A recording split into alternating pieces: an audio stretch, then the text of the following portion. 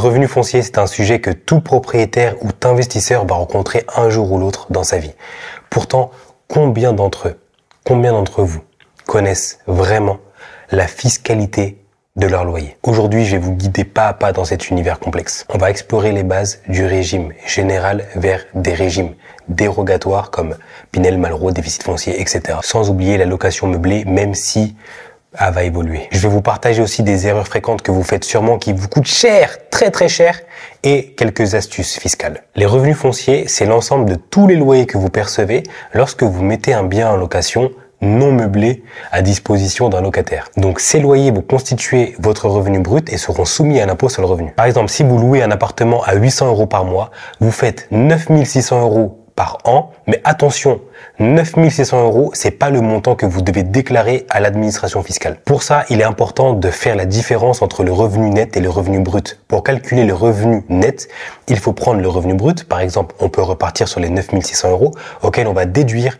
certaines charges fiscales. Ça peut être les intérêts d'emprunt, les frais de gestion, les travaux d'entretien, les primes d'assurance et d'autres frais déductibles. Imaginons que vous avez 4 000 € de frais déductibles.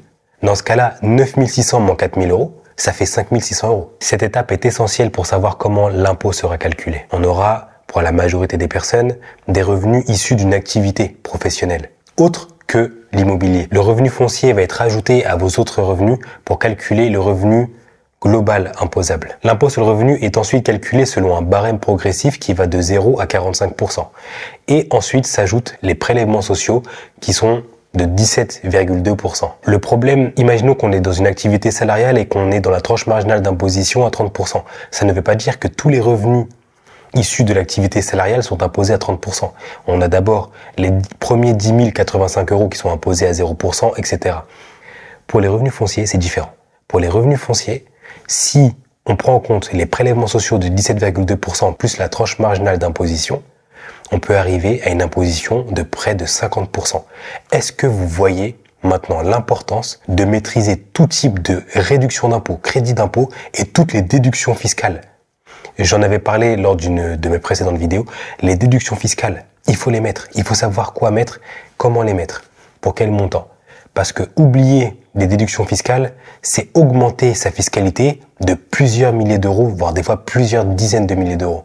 Et ce serait dommage. Est-ce que maintenant vous voyez l'importance de maîtriser la fiscalité pour réduire cette pression fiscale? Maintenant, qu'en est-il de la location meublée? Pour la location meublée, il existe deux régimes principaux que tout le monde connaît, ou presque tout le monde, la LMNP, location meublée non professionnelle, et la location meublée professionnelle LMP. Même si ce régime est amené à évoluer en 2025, je vais en parler en tout cas par rapport à toutes les dispositions qui sont aujourd'hui actées en 2024. Pour être loueur meublé non professionnel, il faut faire soit 23 000 € maximum de revenus immobiliers, ou alors avoir une activité à côté qui rapporte plus que les revenus issus de la LMNP. Et donc c'est un régime qui permet de bénéficier d'énormément d'avantages fiscaux. Rien que l'amortissement du bien, rien que ça allège la fiscalité d'au moins Le régime LMP, qui est pas souvent sélectionné, mais pourtant il offre de nombreux avantages supplémentaires. L'exonération d'impôt sur la fortune immobilière sur certains biens, et puis même la possibilité de reporter des déficits. C'est un régime qui s'adresse aux investisseurs qui ont des revenus locatifs très élevés. La TVA, une fois qu'elle est payée, est-ce que vous savez que vous pouvez la récupérer? Dans certains cas, notamment dans des résidences avec services comme résidence étudiant, résidence pour seniors et même des établissements de tourisme, vous pouvez récupérer la TVA. Mais pour conserver cet avantage, il est nécessaire de louer le bien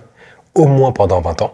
Et si jamais vous le faites pas ou si jamais vous vendez votre bien, vous devez rembourser une partie de la TVA. Attention aux obligations déclaratives. Contrairement à la location nue, la location meublée va être soumise aux bénéfices industriels et commerciaux.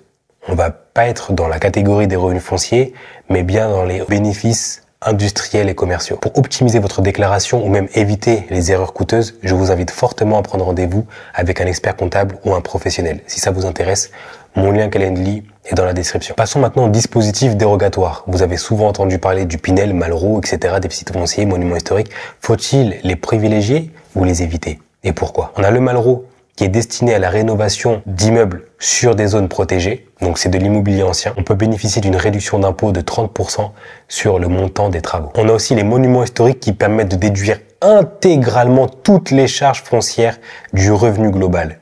Et ça, c'est incroyable. Ces dispositifs viennent avec des contraintes particulières. Par exemple, pour le Pinel, les loyers sont plafonnés, ce qui peut impacter votre rentabilité. Donc avant même de choisir un bien parce qu'il a un dispositif dérogatoire qui vous plaît, il est important de tout calculer au préalable et savoir si ça rentre dans votre budget et savoir si c'est pertinent pour vous par rapport à la rentabilité et tout ce que vous avez à y gagner. Ne pas forcément voir que l'avantage fiscal, mais il faut voir aussi l'avantage économique. Donc si jamais vous voulez choisir un bien immobilier avec un bon dispositif dérogatoire, prenez un rendez-vous, mon lien Calendly est dans la description. Une deuxième erreur que vous pouvez faire, c'est ne pas respecter les critères d'éligibilité. Attention à respecter les conditions du dispositif dérogatoire que vous allez choisir. Par exemple, si vous prenez un bien Pinel et vous ne le mettez pas en location pendant au moins 6 ans, vous risquez de perdre votre avantage fiscal et de subir un redressement. Donc, si vous voulez être sûr que vous correspondez bien à toutes les règles et si vous voulez être sûr que vous êtes bien éligible et légitime à le faire, je vous invite à prendre un rendez-vous au moins. Vous n'avez plus de questions à vous poser sur ça. La tranquillité d'esprit. On a aussi des obligations déclaratives. Quand on a de l'immobilier, il faut faire des déclarations particulières et il faut bien remplir les cases. Une erreur dans votre déclaration peut entraîner des pénalités, donc attention aux erreurs et aux oublis. On a un droit à l'erreur, mais voilà. Si pendant plusieurs années, parce que les biens immobiliers, ça dure des années, ça dure 10 ans, 15 ans. Donc si pendant 10 ans, 15 ans, vous faites des erreurs et que jamais vous les rectifiez, vous avez des pénalités. Donc, faites-vous accompagner pour éviter ces problèmes. Au moins une fois, comme ça, toutes les autres fois, vous saurez comment faire. 3 conseils pour adopter les bonnes stratégies et investir avec prudence parce que j'entends des personnes qui se sont plaintes de dispositifs dérogatoires. Ces personnes n'ont pas respecté ces 3 conseils. Le conseil numéro 1, c'est l'analyse du placement. Un bon dispositif dérogatoire ne remplacera jamais un mauvais emplacement. Il faut investir dans une zone où la demande locative est forte. N'investissez pas dans une zone où la demande locative est faible, où il y a peu de chances de rendement, juste parce que vous avez un dispositif dérogatoire qui vous plaît avec un avantage fiscal à la clé. Si derrière il y a une faible demande locative, c'est fini. Le projet est fini. Imaginez avoir juste 2 mois d'impayé ou 2 mois de vacances locatives. 800 € que vous devez rembourser à votre banque, ça fait 1600 € de perdus. Cumulez ça sur plusieurs années. C'est énorme. Ne sous-estimez jamais l'emplacement locatif. Deuxième point, la projection à long terme. Quand on parle d'immobilier, il faut parler toujours de long terme. C'est de la pierre, c'est du solide, c'est du concret. Les gens vivent dans un bien pendant 7 ans. Voilà, minimum. Il faut penser long terme, penser à la revalorisation des prix de l'immobilier, penser aussi au moment où on va devoir se séparer du bien. Est-ce qu'on risque de faire une plus-value? Est-ce qu'on investit dans un quartier, dans un secteur où il y a une croissance? Est-ce que la ville est vivante? Parce que l'emplacement est définitif. Une fois que le bien est construit, il bougera pas.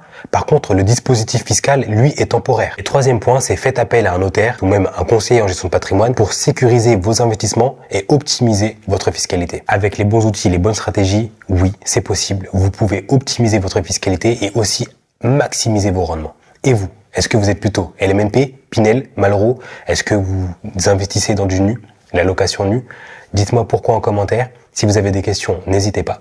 Vous pouvez mettre un j'aime et vous abonner pour avoir d'autres vidéos comme celle-ci qui apportent des solutions, des conseils sur la gestion de votre patrimoine.